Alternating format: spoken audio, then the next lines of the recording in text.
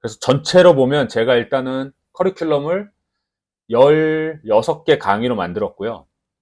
이제 크게 네개로 나눠놨어요. 첫 번째는 일단 간단하게 마인드맵이랑 마인드맵 기억법이 뭔지에 대한 설명을 좀 하고 테스트도 좀 해볼 겸, 그리고 여기에 마인드맵 기억법만 중요한 게 아니고 다른 학습 원리라고 그럴까? 그런 것들이 있거든요. 그런 걸 좀 제가 집어넣었어요.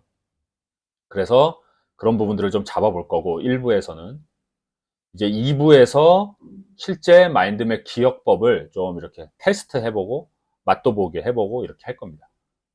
그래서 간단한 마인드맵 기억법들 몇 가지를 이용해서 이제 뭐 랜덤한 단어도 외워보게 할 거고, 또 실제로 어떻게 써볼 거고, 이런 것도 해볼 거고요.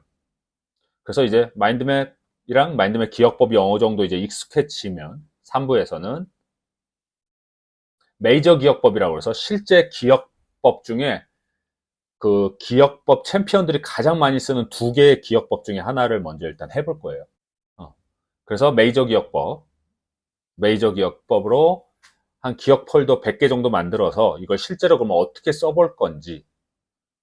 근데 지금 우리 조카 같은 경우는 국제학교, 말레이시아에 있는 국제학교를 다니다 보니까 영어가 이제 여기는 언어겠죠. 국어같이 쓰겠죠. 그래서 국어라는 파트가 없어요. 그런데 저희 누나가 이제 우리 아이 한국 애니까 이제 한국어, 국어 같은 것도 좀 공부하길 바라기 때문에 제가 혹시 되면 한국어, 국어 교과서를 바탕으로 해서 좀 어떻게 마인드맵이랑 마인드맵 기억법이나 다른 방법 중에 나레이션 기법이라고 있는데 그런 걸 어떻게 쓸 수 있는지를 좀 적용해서 한번 시도를 해보겠습니다. 그래서 국어, 영어, 수학, 과학, 뭐 사회도 지금 우리 조카 같은 경우는 국제학교니까 말레이시아에 있는 국제학교니까 역사 같은 거를 아마 말레이시아 역사를 배우는 것보다는 세계사를 배울 거예요. 그런 부분들을 어떻게 이용을 할 수 있는지 이런 걸 좀 다듬어 볼 거고요. 그리고 기억법 중에 메이저 기억법들, 핵심적인 기억법은 2개가 있어요. 하나는 메이저 기억법이 있고 다음 하나는 기억궁전이라는 기억법인데 이제 기억궁전 기억법도 이제 배워서 이제 우리 조카 머릿속에 이제 기억 폴더를 넣을 겁니다. 그래서 제가 이제 바라는 건 최소한 메이저 기억법으로 해서 기억 폴더 100개를 머리에 넣을 거고요. 그 다음에 기억궁전 기억법으로 해서 기억 폴더 100개를 넣어줄 거예요. 넣어줘서 이거를 어떻게 그러면 실제 시험이나 아니면 학교 공부를 할 때 써먹을 수 있을까? 거기를 좀 조금 더 집중을 해서 한번 강의를 진행해 볼 거예요. 네.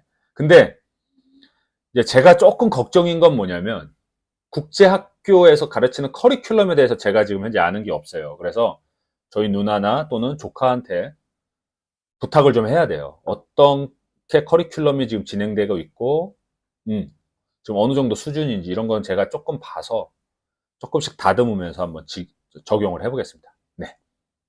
그러면 하나하나, 제가 만들어 놓은 커리큘럼 목차 있잖아요. 목차를 하나하나 조금씩 다듬어 볼게요.